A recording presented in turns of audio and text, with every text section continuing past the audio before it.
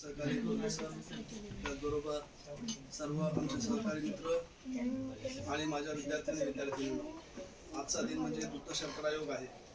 दोन महान विभूतींचा आज जन्मदिन आहे. राजमाता जिजाऊ त्याचबरोबर स्वामी विवेकानंद यांचा जन्मदिन आपण अतिशय उत्साहात साजरे करत आहोत. काही मुलांनी त्यांच्याविषयी खूप छान असं भाषण केलेलं आहे.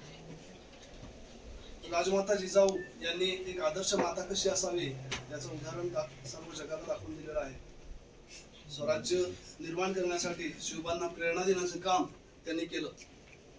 त्याचबरोबर स्वामी विवेकानंद यांचा जन्म कोलकाता या ठिकाणी झाला 12 जानेवारी 1863 साली. त्यांच्या वडिलांचं नाव विश्वनाथ दत्त आणि आईचं नाव भुवनेश्वरी देवी होतं. लहानपणापासून अतिशय कुशाग्र बुद्धीचे ते होते. लहानपणापासून त्यांना ध्यानधारणेची सवय होती. त्यांच्या घरी ज्यावेळेस भिक्षा मागण्यासाठी लोक यायचे तर त्यांना ते घरात जाऊन भिक्षा वाढायचे, आवर्जून भिक्षा वाढायचे. त्याचबरोबर एकदा ते असंच ध्यानात बसले होते आणि त्यांचे मित्र त्यांच्या बरोबर होते आणि एकदम त्यांना ध्यान लागलं आणि त्यांच्या अंगावर एक साप आला आणि साप आला तरी सुद्धा ते विचलित झाले नाहीत आणि ते ध्यानामध्ये मग्नच होते. सर्व मित्र वगैरे ते घाबरले आणि त्यांनी त्यांच्या आईला जाऊन बोलून आणलं आणि थोडक्यामध्ये त्यानंतर तो साप निघून गेला. म्हणजे ते इतके कॉन्सन्ट्रेशन त्यांचं जबरदस्त होतं, ध्यानामध्ये अतिशय मग्न राहायचे. त्यानंतर त्यांना त्यांच्या मनामध्ये भरपूर प्रश्न यायचे, चिकित्सक विचाराचे होते.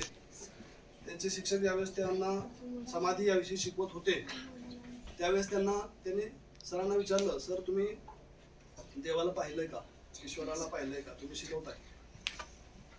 त्यांनी चौकस बुद्धी होती, त्यांची जिज्ञासा होती, जाणून घ्यायची वृत्ती होती. मग त्या सरांनी सांगितलं की तुम्ही जाऊन रामकृष्ण परमहंसांना भेटा.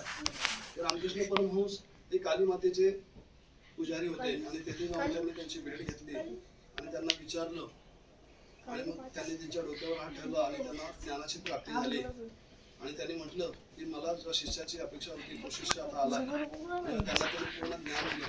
त्या काळामध्ये स्वामीजींचं घरी खूप वाईट अवस्था होती. त्यांचे वडील वारलेले होते.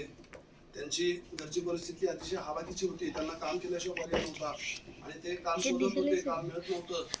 तरी सुद्धा त्यांना इच्छा होती की काम मिळावं आणि